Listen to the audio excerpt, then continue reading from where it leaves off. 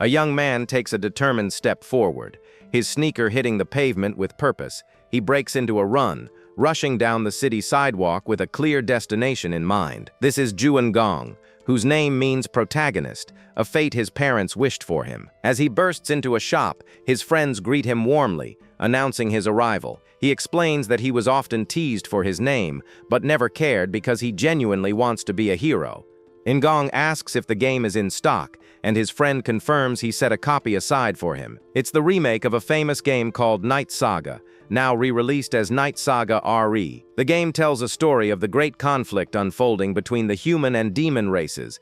Players can choose to play as the human hero, Roke, a warrior in shining armor, or they can side with the demons in their dark, fiery realm, surrounded by powerful allies. The other option is to play as Zephyr Ragnaros, the Demon King's second son. Ngong has cleared the original game over 10 times, knowing every character, item, and event. This new version is even more exciting because it's the first one released for virtual reality. Back at home, he heads straight for his advanced VR gaming chair. He carefully holds the small game cartridge, ready to insert it into the machine.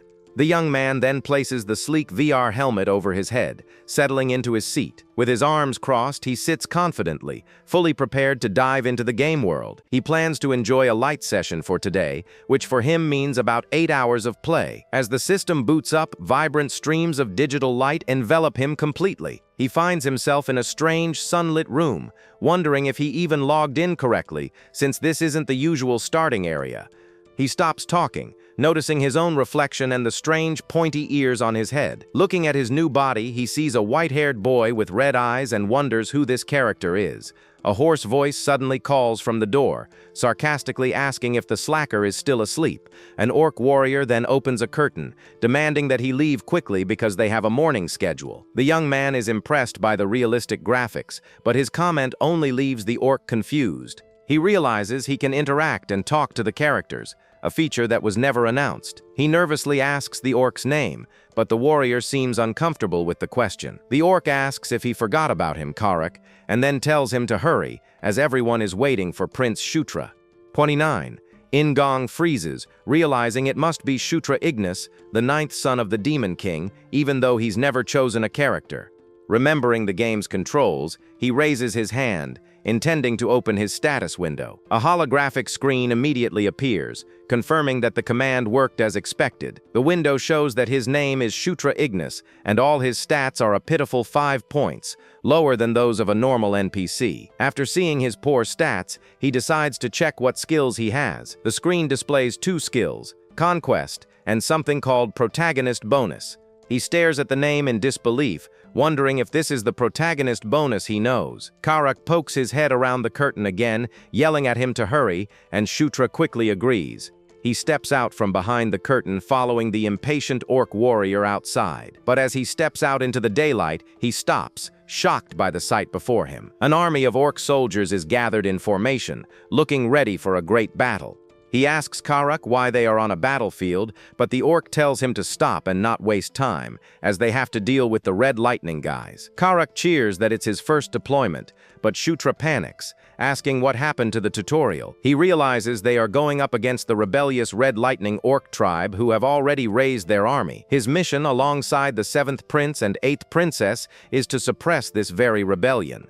He questions why they only brought 10 men for his first battle, but Karak clarifies it's just a recon mission. The orc then asks if he ate something strange, pointing out his weird behavior, but the prince just stares back. Ignoring the comment, the young prince raises his hand to summon another game interface. A holographic minimap appears before him, which he plans to keep active to help navigate. He immediately notices a hidden path marked on the map and wonders if it's a secret event.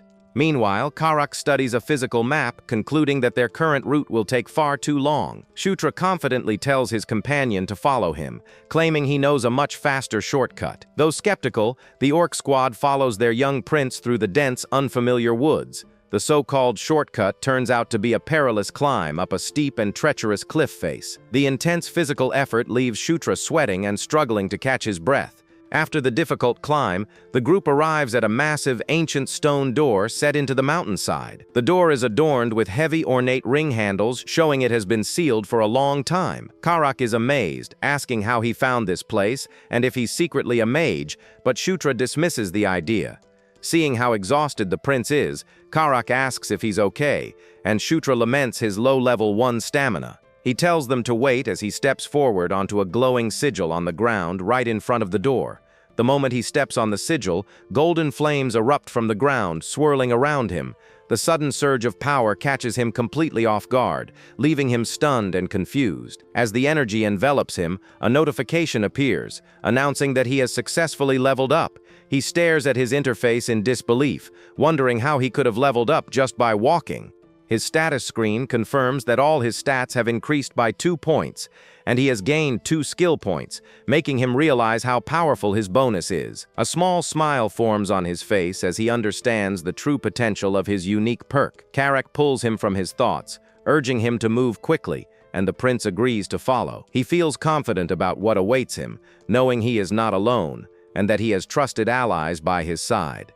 Most importantly, he realizes that his protagonist bonus means that even a disaster can turn into a great opportunity. The group advances into the dark cave, whose jagged, icy walls hint at the dangers that await. Karak comments that the tunnel appears to have been dug by dwarves, who, he claims, lived in the demonic realm long ago. As they venture deeper, the orc warrior suddenly stops, his eyes wide with surprise at the discovery. The entire squad explodes with excitement upon finding a hidden treasure trove of abandoned dwarven weapons. While the orcs celebrate the discovery, Shutra remains calm, observing the treasure with a thoughtful expression. He attempts to pick up a powerful-looking sword, but is blocked by system messages informing him that his level and attributes are too low. Undeterred by the restrictions, he decides the best option is to save the items for later. He simply points at a weapon and thinks the command to put it away in his inventory. As he expected, the item disappears and appears in his inventory slot, confirming that the system works intuitively. However, upon checking his minimap again, he notices several red enemy dots suddenly appear. Realizing that the dots represent approaching enemies, he quickly shouts for everyone to retreat immediately. Before the orcs can react, a strange, glowing red crystal materializes between 2 of them and begins to crack. The crystal then explodes violently, releasing a powerful shockwave of pink energy that sends the soldiers flying. From the smoke and debris, a red-skinned warrior steps forward, his tribe emerging from the shadows. He is Keichan, the Red Lightning tribe's commander, and he taunts them for falling into his trap. Without another word, the enemy leader gives the order for his soldiers to charge and eliminate everyone. The 2 orc tribes clash violently in the narrow cave, the sound of battle echoing off the walls. Karak fights fiercely on the front lines, defending his men against the overwhelming enemy forces.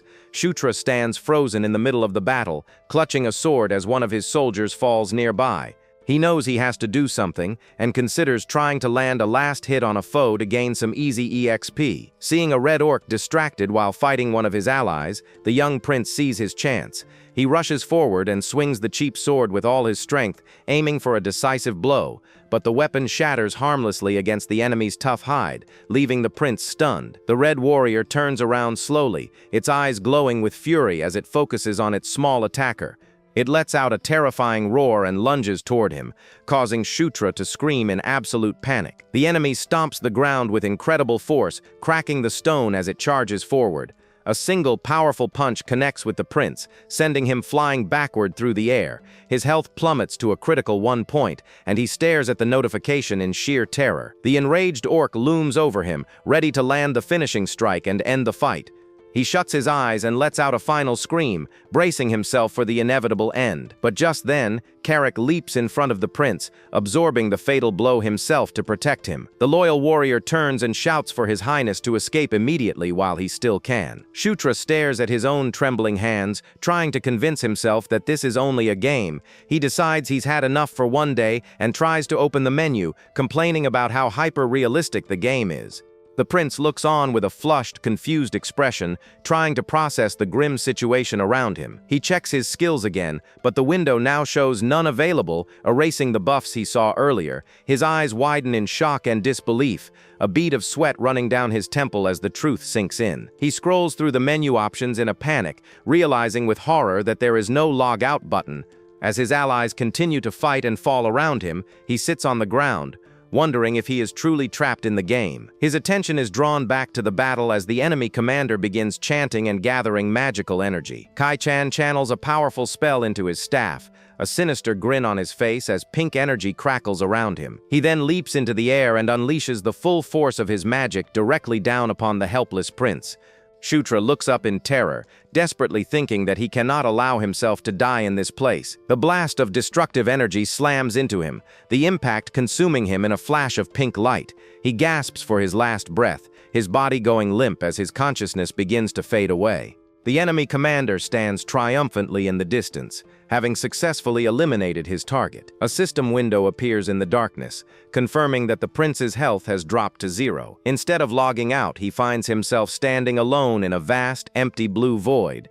He looks around the strange space, completely bewildered as he recalls being attacked by the orc. A dreadful thought crosses his mind, and he wonders with pure terror if he has actually died.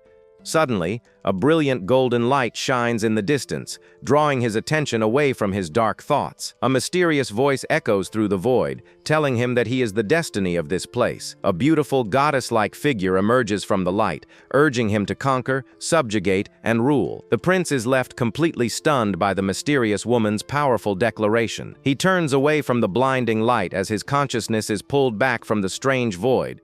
Back in the cavern, the fierce battle between the two rival orc tribes rages on without him. The Red Lightning tribe's superior numbers are quickly overwhelming Carrick's outnumbered forces.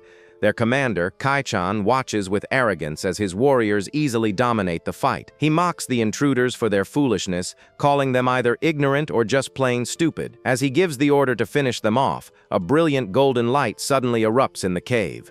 The commander stares in shock at the resurrected prince, questioning how he could have returned. Shutra now stands confidently amidst the chaos, his body enveloped in a powerful golden aura. A system notification appears before him, announcing he has acquired a new skill, psychokinesis. He stares at the message, completely baffled as to when or how he could have possibly learned it. A spark of realization flashes in his eyes as he understands something fundamental has changed. His status screen now displays a subclass he has never seen before called Knight of Conquest. The enemy commander roars in absolute fury, ordering his soldiers to kill the prince first. Carrick can only stare in disbelief, his eyes wide with shock upon seeing his leader alive and well. The sight of their resurrected prince inspires the green orcs, who rally to his side with renewed hope. They form a defensive wall around Shutra, ready to protect him from the charging enemy horde. The young prince clutches his broken sword hilt, his attention still glued to his status window. He reads the name Knight of Conquest, a class that he knows never existed in the original game. His eyes glow with intense focus as he questions the reason behind all these unexpected changes. He raises his broken fist, channeling his newfound energy as a spell instinctively comes to mind.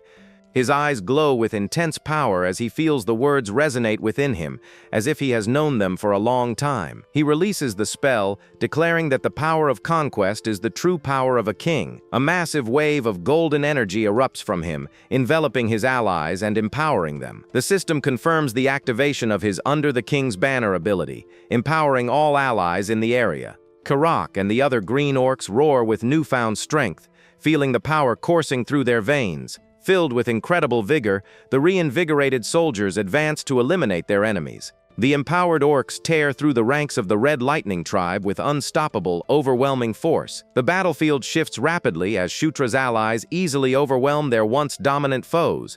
The Red Orcs are completely stunned by their enemy's sudden, inexplicable surge in strength. Kai-chan can only stare in disbelief at the ridiculous turn of events unfolding before him.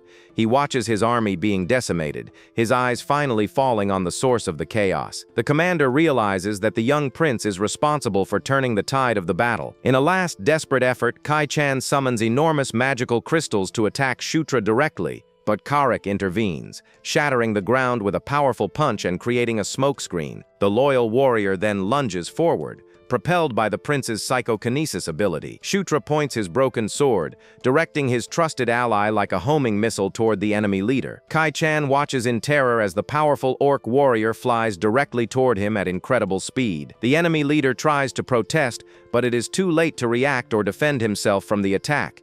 Karek's attack lands with devastating force, defeating the Red Lightning Tribe commander. With their leader gone, the remaining red orcs panic and flee, and Shutra orders his men to hunt them down. A notification appears explaining that a general's merit always belongs to their king. He is then bombarded with multiple level-up messages, a reward for his general's victory. The prince stares in confusion, wondering why his level suddenly increased so dramatically. Karek is also baffled, looking at his hands and questioning the source of his newfound power. The young prince turns to his loyal general, a new, confident smirk on his face. A flashback reveals a conversation where the prince's actions made the orc question his identity. Later that night, back at their camp, the victorious orcs celebrate their unexpected victory. Shutra, however, sits alone in his tent, frantically searching for a way to log out of the game.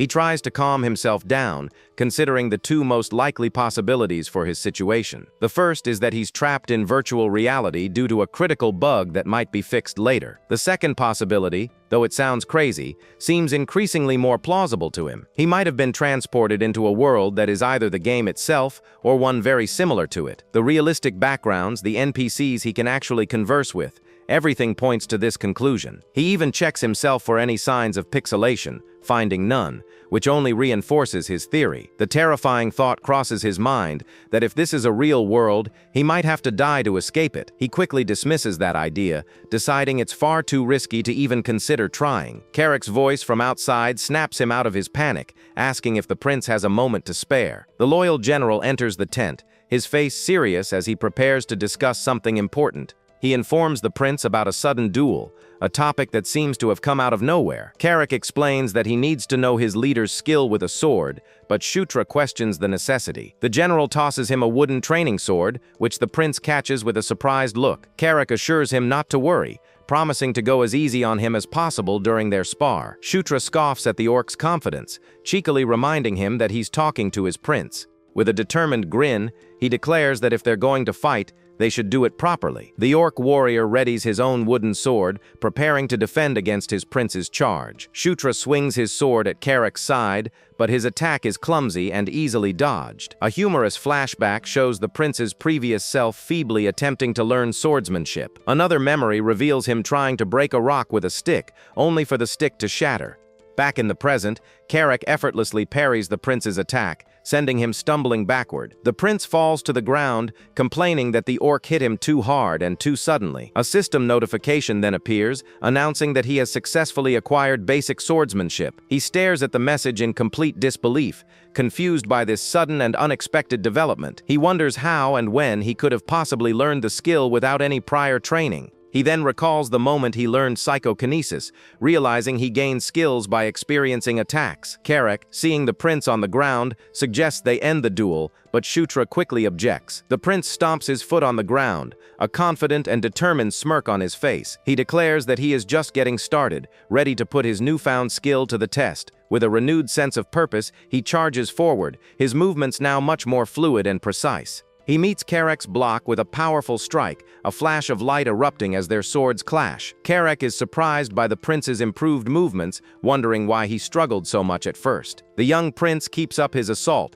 feeling confident in his newfound abilities and control. He continues to trade blows with the much larger and more experienced orc warrior. Shutra lands gracefully after an exchange, his stance now solid and his movements sharp. He smirks at his companion, pointing out that the fight has become much more manageable for him now. The prince then asks Karek what his current level is, and the orc recalls it being around 21. Shutra nonchalantly pulls up his own status window, a confident look on his face. He sees his own level is only 7, but boldly declares that he can catch up to the general in no time. He knows that unlike others in this world, he can easily check his level without any special spells. This gives him a huge advantage, as he can see his detailed stats and strengthen them with bonus points. He leaps into the air, launching another powerful attack against the surprised orc warrior. The two continue their spar, the prince's movements becoming more and more refined with each clash. He realizes that with his unique advantages, he can get stronger and surpass everyone else much faster.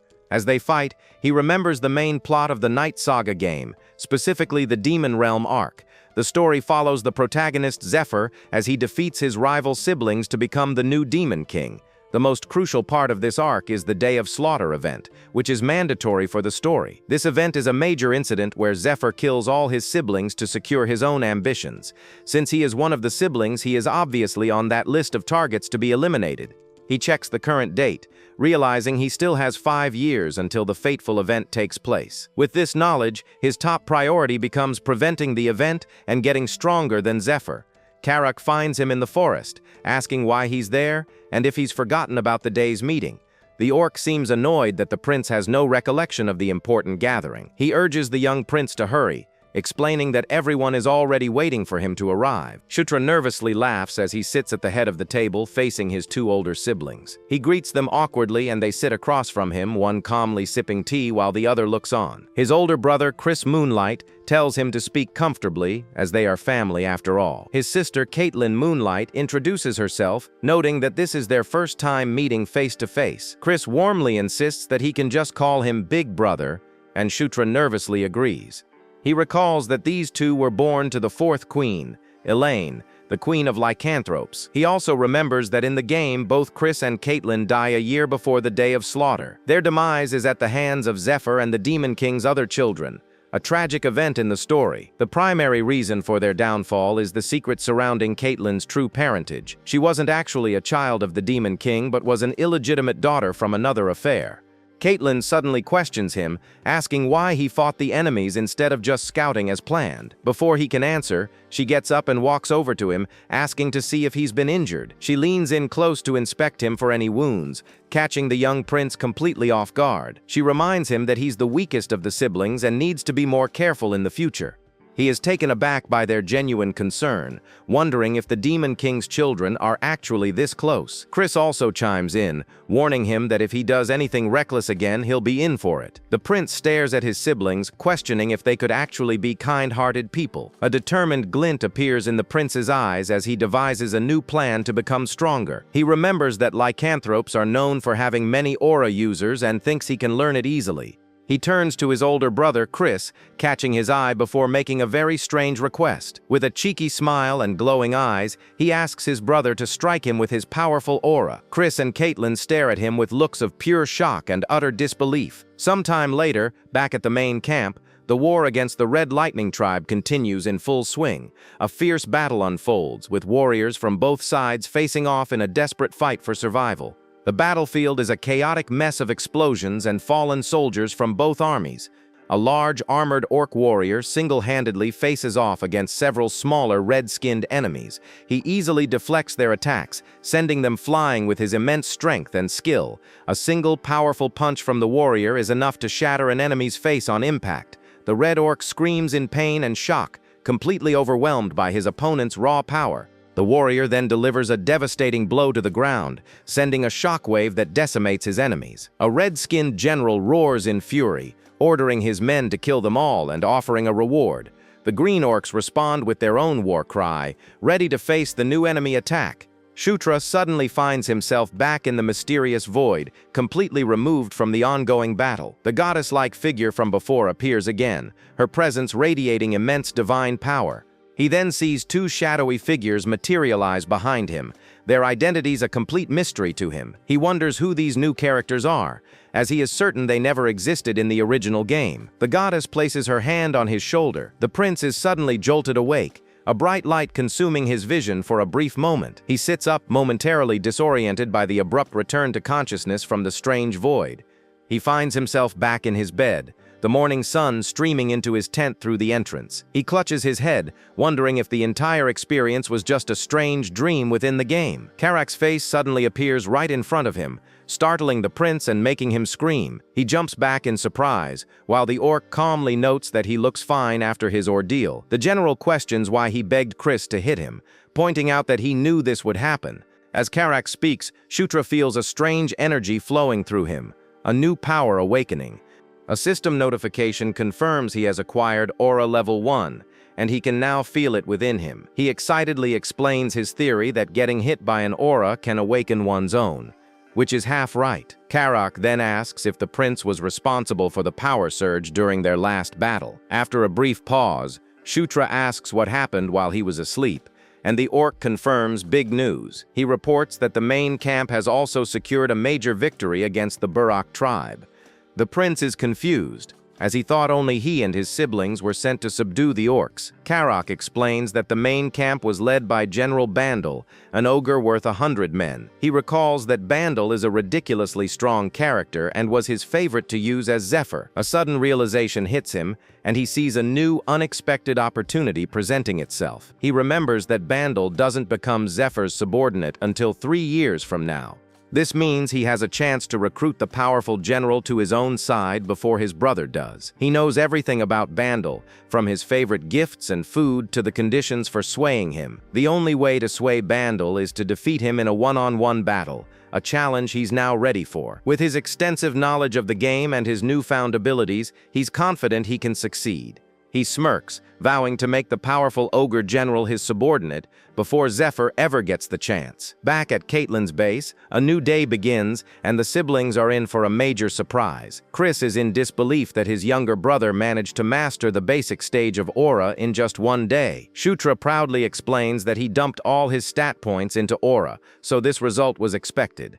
He further elaborates that Aura enhances overall physical ability, making it a better long-term investment. His older brother is still amazed, wondering if this incredible growth is due to his Gandharva heritage. Chris then asks if he can create a map of the tunnel system they discovered during their previous mission. Shutra confirms he has a mini-map and asks for some paper and a pen to draw it out for them. Chris is amazed by the detail, exclaiming that it's much better than the map he currently has. He excitedly calls his younger brother a genius, throwing an arm around him in a proud embrace. Caitlyn points out that since they wiped out the enemy squad, no one else knows about the tunnels. She then tells the young prince that she has one more important task for him to complete. The siblings head out into the vast, mountainous landscape, ready to begin their next operation. Shutra finds himself on another scouting mission, accepting his role as the weakest of the brothers for now. He notes that at least this time they have reinforcements, thanks to the credit they've earned. As they march through the forest, he notices 2 hooded figures observing them from the shadows. He is surprised to see his sister Caitlyn among them, her face partially hidden by the cloak. He asks why she's suddenly wearing a cloak, but she quickly shushes him, indicating they need to be quiet. She explains that she'll secretly tag along, just in case anything unexpected or dangerous happens. He is surprised by her trust but scoffs at the idea of an achievement, focusing on his own goals. The other hooded figure introduces herself as Sira, his new adjutant for this important mission. Caitlyn tells him to focus on scouting and not to mind them, as they will follow on their own. The group ventures back into the icy, cavernous tunnel system they had previously discovered. They find that all the rooms are completely empty, with no signs of life or valuable items. Karak remarks that the dwarves must have taken everything with them when they moved out long ago. The group continues their exploration, venturing deeper into the dark and mysterious caverns. Suddenly, Karak stops, sensing that something is approaching them from the darkness ahead. Shutra checks his minimap and confirms the presence of a large group of enemies nearby. He quickly opens his inventory, a confident and prepared look on his determined face. He pulls out a special flash magic item, a small potion he brought along just in case. He whispers instructions to Karak, telling him to have everyone shut their eyes on his signal. A massive swarm of glowing red eyes appears from the darkness, revealing a terrifying nest of spiders. These are rock spiders, monsters that move in swarms and possess a powerful paralytic venom. With the enemies now in sight, he gives the signal and throws the flash magic potion forward. The potion shatters on the ground, releasing a blindingly bright flash of intense golden light. The entire cavern is illuminated by the sudden explosion of magical radiant energy. The rock spiders screech in agony, completely disoriented and stunned by the unexpected flash. Shutra explains that the creatures are immobilized by light and orders his units to attack. The orc soldiers charge forward, their battle cries echoing through the massive icy cavern. They clash with the immobilized rock spiders, cutting them down with their powerful weapons. Shutra stands back, observing the battle and allowing his forces to handle the smaller threats. He pulls up his minimap again, his eyes focused on the single, larger red dot among the swarm. He knows that every pack has a leader, and this one is no exception to that universal rule. He calls out to Karak, telling him to follow as they go after the main boss of the spider nest. The two of them break away from the main group, charging deeper into the heart of the cavern. They run past the ongoing battle, their focus solely on finding and eliminating the spider leader. They soon come face to face with a monstrous, multi-eyed creature, much larger than the others. Karak lets out a fierce battle cry and leaps forward, swinging his axe with all his might. His weapon connects with the creature's tough shell, but it bounces off harmlessly, creating a bright spark. The orc warrior is stunned by the ineffectiveness of his powerful attack against the boss. He complains about the creature's incredibly tough shell, which his axe is unable to pierce. Shukya recalls from the game that the monster's carapace is indeed insanely hard to break. He remembers that its only weakness is fire, but he doesn't have any fire magic at his disposal. The massive spider lets out a low growl, its many eyes glaring down at the two small intruders. It lunges forward, ready to attack, causing Karak to brace himself for the incoming assault. The prince quickly shouts for his companion to use fire, reminding him of the creature's weakness. Karak, however, is at a complete loss, questioning where he's supposed to find fire so suddenly. A new voice suddenly calls out to Shutra, instructing him to draw his sword immediately. He stares in disbelief, questioning if the voice he heard was actually channeling magic. His sister Caitlin appears with a powerful magical aura, asking if her enchantment will suffice. The massive spider lunges forward, its sharp mandibles ready to tear the young prince apart. With his sword now enchanted with fire, he confidently charges forward to meet the beast head-on. His eyes narrow with intense focus as he prepares to unleash the full power of his new weapon. He parries the creature's attack with his enchanted blade, the impact creating a powerful shockwave. He then leaps into the air, his cape billowing behind him as he prepares for a downward strike. He unleashes a powerful burning blade attack, engulfing the spider's many eyes in flames. The fiery attack spreads across the cavern floor, leaving a trail of destruction in its wake. He lands gracefully, a confident and determined look on his face after the successful attack. He is then showered with multiple level-up notifications,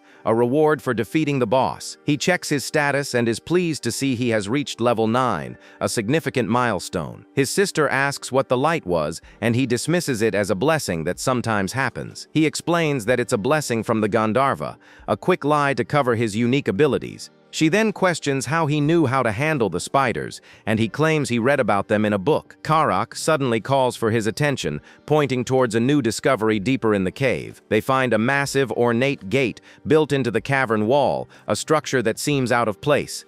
The group cautiously walks through the gate, entering a large, torch-lit chamber beyond it. The prince recognizes the chamber's design, a familiar sight from his time playing the game. He realizes they have stumbled upon a town portal, a discovery that opens up new possibilities. Karak asks if he knows what the portal is, but Shutra claims he just has a feeling about it. He notes that the portal's design is definitely dwarven, a detail that confirms his suspicions. He recalls never seeing one while playing as Zephyr, but saw them a few times as the hero character. He remembers that the portals are activated by infusing them with a sufficient amount of magic. He tells his sister that he thinks the device is a portal, a statement that clearly surprises her. Sira agrees with the prince's assessment, and Caitlin asks if they know where it leads to. Karak spots a nearby plaque with some strange writing on it, which might hold the answer. The group gathers around the plaque to examine the inscription, hoping to find some clues. Caitlin notes that the writing is not the common demon language and appears to be dwarven script. She then asks if anyone can read it, but admits that she herself doesn't know the language. She turns to Sira for help, but the adjutant also apologizes for her inability to read the script. To everyone's surprise, Shutra casually reads the inscription aloud, identifying the portal's location. He continues to read, explaining that it's connected to another portal in the same network. He suddenly stops, confused as to how he can suddenly read and understand the dwarven script. A system notification then appears, confirming he has acquired Dwarven Script Level 1. Karak is amazed by the prince's new ability, and Shutra can only confirm that it seems he can. Sira also questions when he learned the language, and Caitlin asks him to read the rest. He explains that the inscription says it will work if they put some magic into the device. He then asks his sister to infuse the portal with magic, but she tells him to do it himself. He sheepishly admits that he's not very good at it, a lie to hide the fact he can't use magic. Caitlin reluctantly agrees and infuses the portal with her magic, causing it to activate. The portal glows with a bright ethereal blue light as the magical energy flows through it. A holographic map of the surrounding area materializes, showing the Jishuka mountain range. Shutra points out their current location and the position of the connected portal on the map. Karak points out that the main force of the Red Lightning tribe is in front of that mountain range. Caitlin decides to stop for the day, needing to discuss the new strategic advantage with her brother. Back at the camp, Chris is ecstatic about the discovery of the portal, a game-changing find. He excitedly embraces his younger brother, calling him a good luck charm for their forces. He offers to do anything for him as a reward, a promise that the young prince is quick to accept. Shutra tries to refuse, but his brother insists, wanting to reward him as both family and leader. After a brief moment of hesitation, the prince decides to take his brother up on the generous offer. He makes a big request, something he's been thinking about for a while now to get stronger. He asks his older brother to teach him the legendary Beast God Fist martial art. Chris is stunned into silence by the unexpected and serious nature of his younger brother's request. Shutra explains that since his level is too low for weapons, he wants to learn powerful techniques. The Beast God Fist is a powerful S-rank martial art passed down through the lycanthrope royal family. He knows it's a big ask and starts to backtrack, figuring his brother will refuse the request. To his surprise, Chris agrees to teach him, a wide smile spreading across the prince's face. However, he clarifies that he can't teach him the secret techniques of the martial art. Instead of the Beast God Fist, he offers to teach his younger brother how to properly use aura. Shutra is left speechless by the offer, a mix of surprise and excitement on his young face. Seeing his silence, Chris assumes he doesn't like the offer,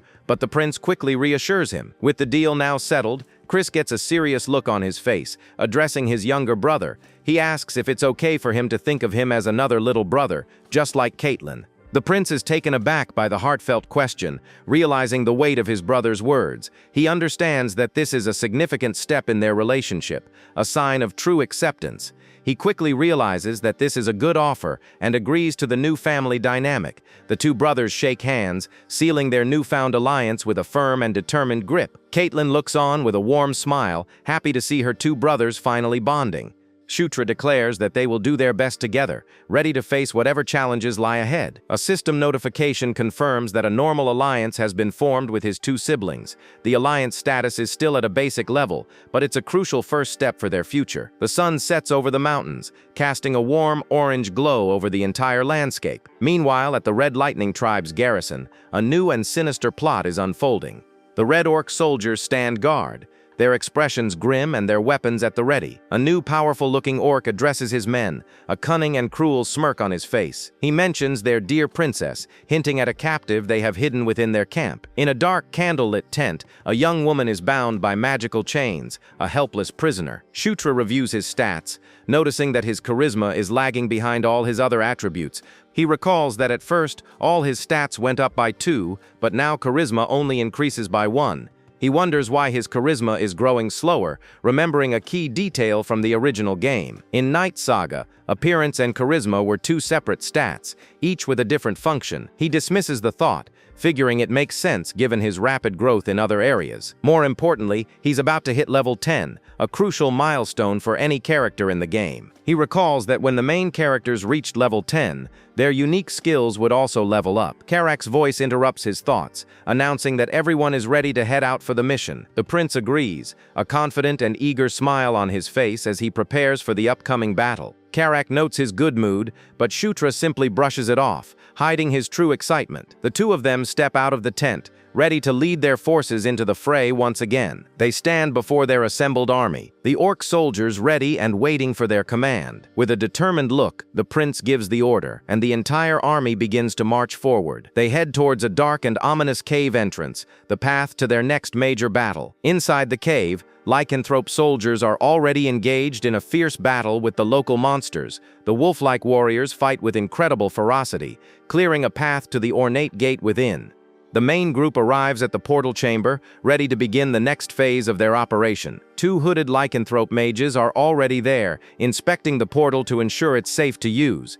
They confirm that the portal connects to the Eska tributary, just as the prince had predicted. They also assure the group that the portal is functioning properly, a testament to dwarven craftsmanship. With the portal now confirmed to be safe and operational, Chris gives the order to move out. The two mages begin to activate the portal, channeling their magic into the ancient device. The portal activates, revealing a shimmering gateway to another location in the mountains. Shutra stares at the portal, a mix of awe and excitement on his young, determined face. He thinks to himself how amazing it is to see one of these gates in real life, not just in a game. His sister calls out to him, urging him to hurry up and join them as they prepare to step through. He snaps out of his thoughts and rushes forward, ready to follow his siblings into the unknown. They step through the portal and arrive in a new, unfamiliar location, a rocky and barren landscape. The prince looks around, taking in the new surroundings with a curious and observant expression. They stand on a high cliff, overlooking a massive enemy encampment spread out below them. Chris is pleased with the discovery, confirming that their intel about the enemy base was correct. He estimates there are about 5,000 enemy troops, and their first priority should be the logistics officer. He outlines a plan for a pincer attack, with General Vandal leading a frontal assault. However, Sierra points out that something seems strange about the encampment below them. She notes that there are far too few troops, and Chris wonders where the rest of them could have gone. A distant sound catches their attention, a sign of a battle already in progress somewhere nearby. The prince looks towards the sound, confirming that there is definitely a fight happening over there. Chris instructs him to focus his aura into his eyes to get a better view of the distant conflict. He does as he's told, his eyes glowing with a faint white light as he enhances his vision. He can now clearly see the battle, with the Red Lightning tribe fighting against an unknown force. He recognizes one side as the Red Lightning Orcs, but the other group is completely unfamiliar to him. The prince notes that the scale of the battle is too small to be General Vandal's main army. He recognizes the mysterious warriors as Dark Elves, a race known for their fierce combat skills. The rest of the group is surprised by this revelation, not expecting to see Dark Elves in this region. Shutra explains that he can tell by their small build and the fact that they are riding Dracos. Chris spots the Dark Elves retreating from the battlefield, a sudden and unexpected turn of events. He wonders if their commander has fallen, as they are withdrawing with incredible speed. The group is left confused, questioning why the fight ended so abruptly and what it all means. The prince is particularly puzzled, wondering what Dark Elves could possibly be doing in this area. Later, back at their main camp, the siblings receive a holographic call from General Vandal. The general congratulates them on discovering the portal, a rumor he had already heard about. He commends Prince Chris's army for their impressive find, asking how they knew it was there. Chris gives all the credit to his younger brother, who humbly claims that he just got lucky. The general promises a handsome reward from the Demon King's castle for his valuable discovery. He then asks about a small skirmish that occurred near the Red Lightning Orc tribe's camp. The general explains that it was the Dark Elves who seemed to have jumped into the fight on their own. Chris is confused, as he heard they were supposed to be reinforcements from the Demon King's castle. The Ogre General clarifies that there's a problem, a serious complication in their plans. He reveals that the commander of the Dark Elf unit has been captured by the Red Lightning Orcs. Shutra asks who the captured commander is, a crucial piece of information for their next move. Vandal informs them that it's someone they know well, a person of great importance. The captured commander is none other than the 6th princess, Felicia Doomblade, another of their siblings. Chris and Caitlin are shocked to learn that their own sister has been captured by the enemy. She is the daughter of the 3rd queen and a former Dark Elf princess, with a twin brother named Sylvan. Shutra recalls that in the game, both siblings were part of the 4th princess Anastasia's faction. He wonders why Felicia has shown up in this region, speculating that she might be trying to take all the credit. Chris asks if the Red Lightning tribe knows that their captive is a Dark Elf princess. The general admits that he hasn't been able to confirm that information with his sources yet. The group discusses their plan, deciding to save her if possible, but without any prior negotiations. Chris declares that he has no intention of bowing his head to the enemy to secure her release. The Ogre General agrees to gather more information and contact them if anything new develops. After the call ends, the 3 siblings stand in silence, contemplating their next move. Chris breaks the silence, a wry smile on his face as he comments on their sister's capture. Caitlin insists they have to save her if she's still alive, but her brother warns it won't be easy. She is taken aback by his hesitation, realizing the potential dangers of a rescue mission. With a determined look, she declares that they must save her, as she is their sister after all. Chris hesitates, a bead of sweat running down his temple as he weighs the risks and rewards. He knows she's right, but the practicalities of the situation make him cautious about their approach. The lycanthrope soldiers stand guard outside the tent, their wolf-like forms ready for battle. Chris gathers his siblings and generals, laying out a simple and direct plan for the rescue.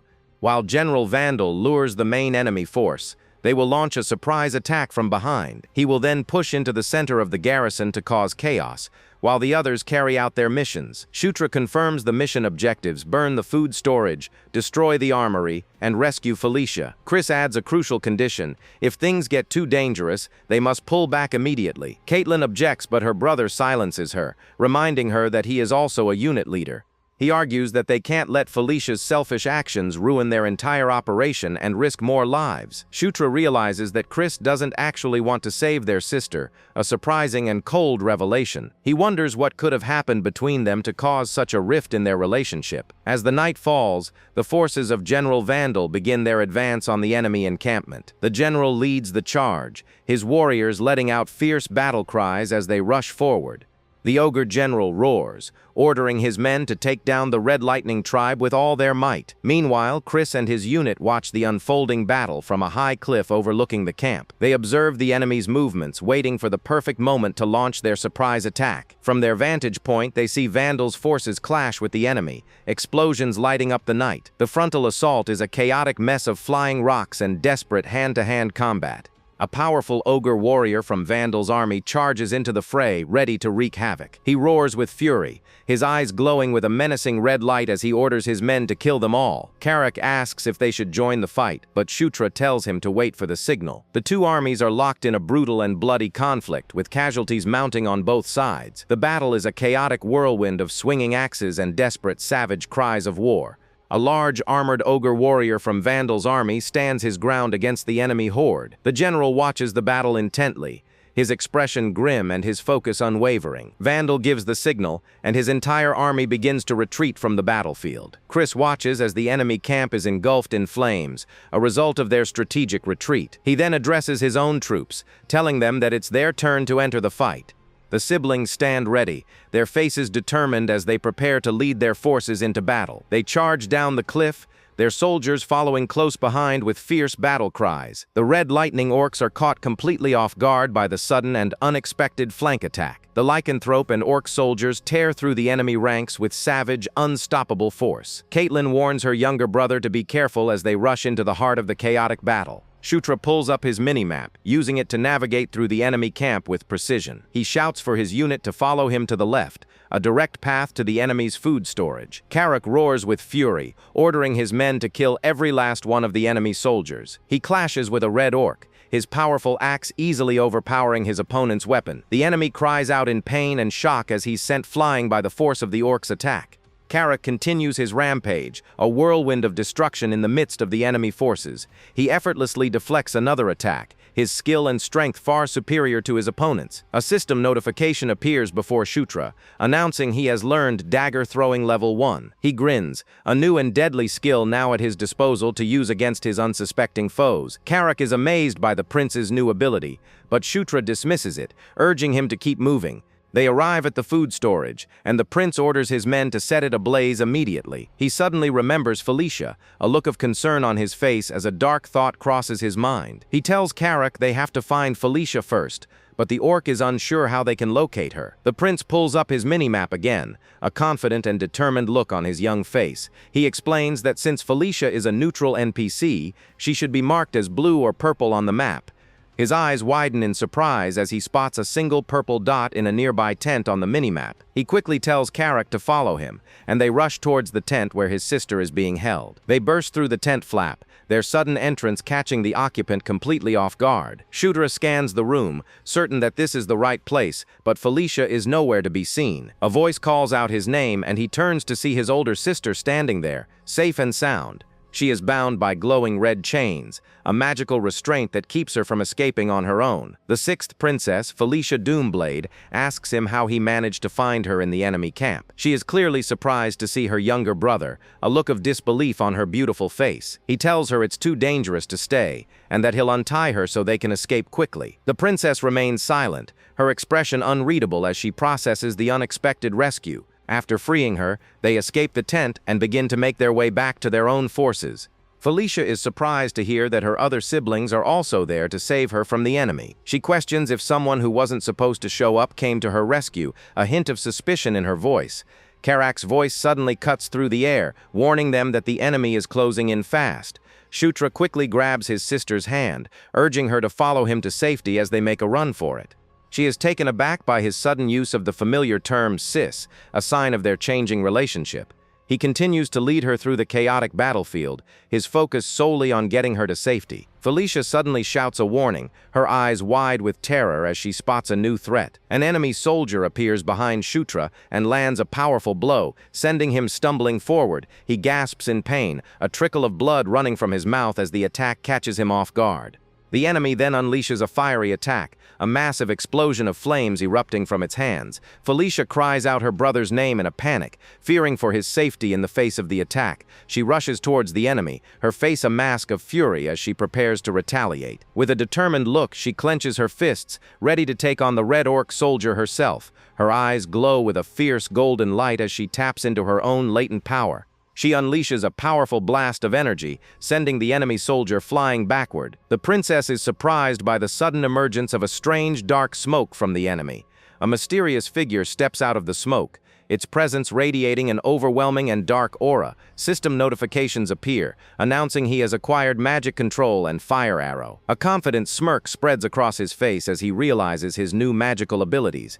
He is then attacked by a massive fiery beast, a powerful new enemy emerging from the chaos. He grins, a look of pure excitement on his face as he prepares to test out his newfound powers. He conjures a bow and arrow made of pure fire, ready to take on the monstrous creature. He fires multiple arrows in quick succession, each one finding its mark on the enemy soldiers. He laughs with glee, amazed that he can now use real magic in this new and dangerous world. He continues to fire his magical arrows, reveling in his newfound power and abilities. A massive wave of icy energy suddenly erupts from the side, a new and unexpected attack. He is surprised by the sudden appearance of ice, a magic he hasn't encountered before. An enemy archer takes aim, his icy arrow pointed directly at the vulnerable princess. Shutra realizes the danger and quickly pushes his sister out of the way of the incoming attack.